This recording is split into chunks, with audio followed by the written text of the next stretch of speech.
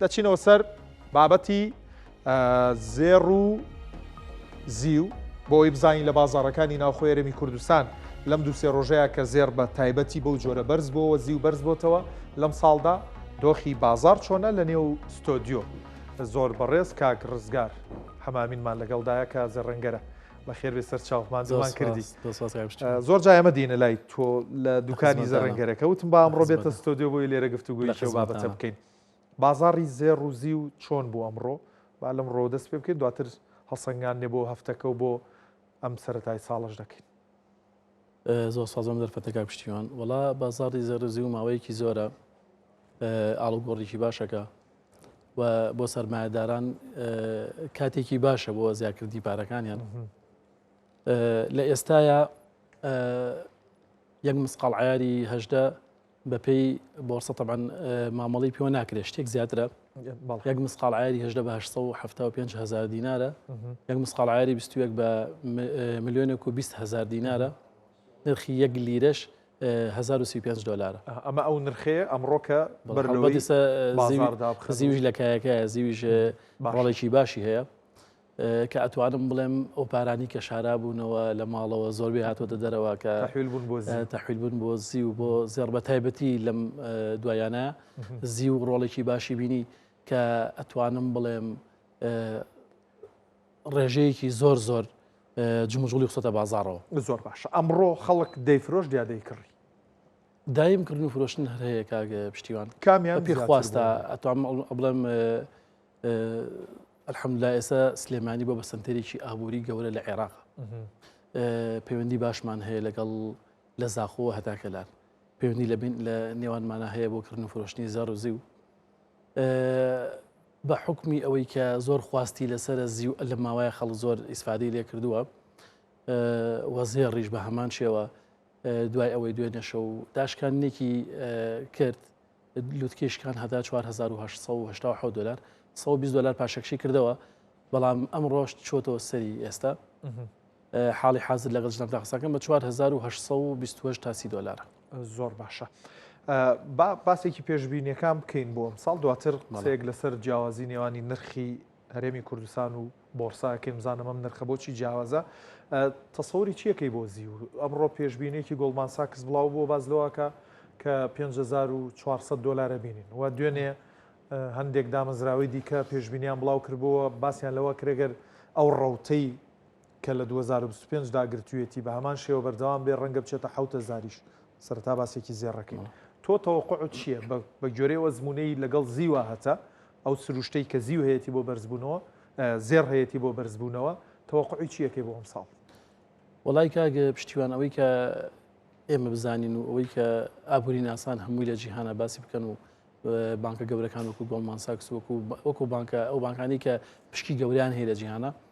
هەمووی باسی بەرزبوونەوەی نرخی زێڕەکە بە تایبەت ساڵی 2026 ئەبێ ساڵی بێ نەک 2025 یعنی هەتا پێشبینی 6,000 دلار کراوە کە ئەبێ زۆر دوورخایەن نەبێ بۆ هەر ئۆنسەیەک بەڵام ئیتر ئەوە نزیک بۆتەوە هیچ وای نەماوە 5,000 دلار 100 شتێکی ماوە 5,000 دلار لەم ساڵە بە پێی پێشبینی ئەبووری ناسان بێ ئەبێ 6,000 دلار ببینێ زۆر باشە لە ساڵی 2025 هەفتا و شتێ لە 100 بەرز بوو ئەگەرەوە هەفتایە لە یەک بینەوە ڕەنگە 6 شتێپەڕێنێ بەڵام جارواشەیە ڕووداوە سیاسیەکان و ئەو ڕوودا و جیۆسیاسیانی هەیە کاریگەری گەوریان لەسەر بێت سەبارەت بە زیو چی زیو بەردەوامە بێت لە بەرز زیویش وا بزانم خۆ جارێکەن هاتی بۆ دوکان ئێستا سێرەکەیم بیرماوە هاتی بۆ دوکان بەلای خۆم ئەو کاتە یەک قاڵب ئاڵتون عیاری 995 بە 10 دەفتەر و 7 وەرەقە بوو یەک کیلۆزی بە 11 وەرەقە بوو دروست ئێتر بە تقریبانەوەی کەم چاپیۆکردنیم تو بزانم لە 6 مانگ تێ ناپەڕێ ڕاست ئێستا لە بەراورد بە ئێستا ڕێک 50,000 دلاری فەرخە بۆ 1 کیلۆ ئاڵتون بۆ 1 کیلۆ زیویش لە ئێستەیە بۆ 3,400 دلار تا 1,100 دلار 2,300 دلاری فەرخە کە تقریبا 3 بەرامبەری خۆیەکە واتە وەختی کە منیش بیرمە ئەو بەرنامەی کە هاتینە شوێنەکەی تۆ ڕێنمایی خەڵکە کرد کە زیو باشە بیکڕن شتێکی باش ئەگەر هەرکێ بە قسەی بکردیتە یا بە قسەی کردبێتی کە ئێمە نازانین جارێ لە زەرەر ڕەنگە خۆیان دەرخن بڵێن بە قسەی تۆمان کرد و زەرەرمان کرد بەڵام لە قازانجا ڕەنگە دەرنەکەون ئەگەر کەسێک بە قسەی توی کردبێ ئێستا لە قازانجێکی گەورەیە. والله الحەمدوللا من سوپاسی خواکەم کە ڕێنمایی زۆر کەسمان کرد، زۆران بە قسەیان کردین و ئیسفادەی باشیشیان کرد کە ئیسفادەی خەڵک خۆی لە خۆیان دڵخۆشیە بۆ تۆ لەبەرەوەی کاک پشتیوان ئێمە هەمومان لەم چەند ساڵەیە بەهۆی خێرانەوە بەڕاستی کوردستان ئێناڵان ئێستا ئەم ماوەی لەم ماوەیە لە بەراورد بەوەی کە خێرانە پارێکی باش کەوتۆتە بازار و جموجوڵ کەوتۆتە بازارەوە شەرنی هەر لە زێڕوزیوە. ئێستا لە زێڕوزی باتەمان ئەو کەسی کە ئیسفادی باشەکە پارەکە دیسانە خاتەوە بازارەوە بۆ شتیکە شتیکەی پێ ئەکڕێنی ئەم پارانە جێگەی دڵخۆشی کە لە بازارا بن بەتایبەتی وەک پێم وتی سلێمانی بەشکی شێری بەرکەوتووە لە ئابووریا و لە سەبارسەی داوەندێکی زۆر باشە حتا ئێستا لە بازاری دۆلارێکی سلێمانی پسە بۆرسەی زیومان هەیە بۆرسەی زێڕمان هەیە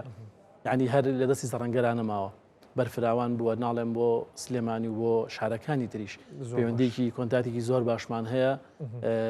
کردن و فرۆشتن حتا جنوب حتا لەوە چێ وەڵام جنوب وڵاتی ئێران حتا زۆر شاریکەش لە سلێمانی ئیسفاداکە. زۆر باشە. سەرچاوی هێنانی قاڵبە زێڕ و زیوەکان کوێن و هاوڵاتی ئەگەر ویستی قاڵب بکڕێ چۆن متمانە بە ناسنامەی و قاڵبە بکە؟ وڵای حتمما خۆی ئەو کەسی بێوێ زێر ریاضی و بکڕێ دایم لە کەسی ناسرا و لە شوێنی مۆسوق بیکڕێ باشترە. هەڵبەت ئێستا خەڵکیش زۆر پێیا بووە لەگەڵ ڕێزمان لە بازاڕە خۆ ناڵم خراپن بەڵام شوێنی فرۆشتن و ئیجازە و مەسەرن ئەو شتانەتەوە لە ژەڕ ڕێنمایی حکوومەتی هەرێمە فەرقێکی هەیە لەوەی کە کابرا بێت هەر سەر پێی بیفرۆشە بیکڕێ چونکە لەوە ئەچێ لەو حاڵتەیە تووشی زێڕی ساختە بێ ئێمە وەکو خۆمان ئێستا ئەلحەمدولیلا لەوە ئەچێ بڵم هیچ کاتێک کە خەڵکی ماڵێ کاتی خۆی کوالیتی کۆنتترۆل زۆر بەخۆت بلەوە بەڵام هیچ کاتێک وەکو ئێستا کوالیتی کۆنتترۆل لە زەڕوزیوە بەخۆت نەبووە چونکە ئێمە خۆمان لە بوارەکەین ئەزانین هەر بۆ هۆیشەوە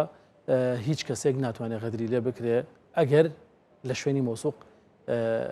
مامەڵی خۆی. سەرچاوی قاڵبەکان کوێن لە کۆ زیاتر هێن؟ سەرچاوی قاڵبەکان لە وڵاتی ئیماراتەوە یەت لە وڵاتی ئیمارات تەمەەن هاتووە بۆ ئێرە ڕۆژانە با بڵین هەفتانە بە سەدان تەن زیو و لە پاڵیشە ئاڵتون و لیرە و سەبایکەکان هەمووی هاورداکرێ وەلجار هەیە لێرەشەوە ئەمەنە زۆرێتە ئێرە ئەچێتەوە بۆ ئیمارات دیسان. زۆر باشە. هێنانی ئەو زێڕ و زیوانە چی وای لێ ئەکا کە لە بازارەکانی هەرێمی کوردستانە بینین نرخەکانی هەندێک جار جیاوازیەکەی زۆر زۆرە بەراورد بە بۆرسە. ئەم جیاوازیە بۆ چییە و ئێوە یاخودەوانی کە بازرگانیەکەن لە هێنانی ئەم زێڕ و زیوەیە کە ئیگەێنە دەستی ئێوە چۆن نرخە خەنە سەری چ بازێکە چێتە سەری ئەگەر بەرچاو ڕوونیەک بە هاوڵاتیان بدەیت؟ مەسلەی ئەو زیایی کە هەیە لە بۆرسەیە بە بڵین لە قاڵبە کاک پشتیوان هەمووی کەوتە بۆ سعری حواڵات لە ئێستاە مەسەرەن وڵاتی ئیمارات ڕۆژ هەیە تۆ دەفتەری دۆلار بنێرە ئەو باقی هەیەەوە بەڵام لە ئێستاە بۆ هەر دەفتەرێک لەم ڕۆ لە دوێنێشە 230 دلار وەرئەگرن لەبەرەوە تۆ ئەگەر بێت و بەراوردیکەی بە 15 دەفتەر دلار 15 دلاریش بێت نزیکی 3000 دلارەکە 3000 دلارەکە کە تۆ ئەو پارەیە خۆتۆ کە ئەشی فرۆشیتەوە بە 3000 دلاری کڕی 2500 دلار بۆ کاتەوە بستم لە ئێستا 2000 بۆ کات بە 2500 ئەی کڕیتەوە لە 500 دلار فەرق تۆ کردن فرۆشتنی پێەکەی ئەنجا لە زیویش ئەتوانم بڵێم جاران زیو زۆر لە کایەکەیان نەبوو لەوە چۆڵ مقاڵ بێزی 100 دلاری فەرق بوو بەڵام لە ئێستا 20 دلاری فەرق زۆر باشە کاتێک بە 20 دلار فەرق دەیکڕێت کەسێک کە فرۆشتیەوە ئەو 20 دلارە دووبارە خەنەوە سەری بۆی بە سعری ڕۆژ لێوەرەگرنەوە یان ئەوە ئەبێتە قوربانی تەسەور ئەەکەی لەم ماوەیە بە بەراورد بە هەفتەی پێشوم پێت بڵم یعنی دە ڕۆژ نابێ دە ڕۆژ نابێ یەک قاڵب زیو حدودی 500 دلاری چۆتە سەر کابرا ئەگەر 20 دلار 50 دلار زایش پیا بێ دەژاتێ پەڕان بە زۆر جا باز دەواکەن 200 دلار و 300 دلار فەرقی هەیە ئێستا بەرچاوڕوونیەکمان بەرێ قاڵب ئەگەر کەسێک کڕی چ لە زیوا بێت چ لە زێڕا بێت چەندی فەرق بێت بەراورد بە بۆرسا و دقەی کە ئەیکڕێ ئاسایە بیکڕێ خۆی ئەگەر هەتا نزیوە لە بۆرسەوە باشترە بەڵام یەکشت هەیە لە بازاڕی ئێمەیە لە هەموو شتێک تەڵەب دەوەبینێ خۆی جۆری زیوەکان هەموو یەک جۆرە با لێرە ئەم بە هاوڵاتی بڵین مەعەدا یەکدانیان نەبێ عیاری سێنۆی پێڵێن کە ئەویش ڕوا بکە ئەگەر بەراوردێکی بە بۆرسەلەوە چ 15 دلاری فەرق بێ. خۆی ئێمە چەند جۆرە زیوەکمان هەیە کە ئێستا زیوی مەڕمەڕە مەرغوبترینانە لە بازارە بە 3400 ئەم حاڵی حاضر بە 3400 تقریباً 20 دلارە. 3420 دلارە پاڵمان هەیە بە 3300 دلارە. زیوەکانی تر هەر چوار نوێ ئیماراتیە هەر عینەشتە بە 3250 دلارە. یعنی فەرقەکان کە دروست بوون بەس لە عەرز و تەڵەبی بازاڕا دروست بوون، بەس لە تەڵەبی بازاڕا دروست بووە کە ئەم زیوە مەرغوب خەڵک سەری تێکا و خوازی زۆر لەسەر بێ نرخی بەرزە. من هەموو جارێ یاسایەکی ئابووریش هەموو جارێ ئەڵێم زێر کە نزیک بووەتەوە لە 160,000 دلار جاری وایە شەهادەی لەگەڵ نییە. ئەو وەرەقەی پشتی لەگەڵ نیە ئاساییە چونکە زێڕۆ فەحسەکرێ و وەرەگیرە و کێشەشی نییە. بەڵام یەک پارچە وەرەقە پشتی زیوەکەوەیە ئەو پارچە وەرەقی لێبێتەوە جاری 50 دلاری لێبێت. کە لەوە ئەچێ بڵم ئەمە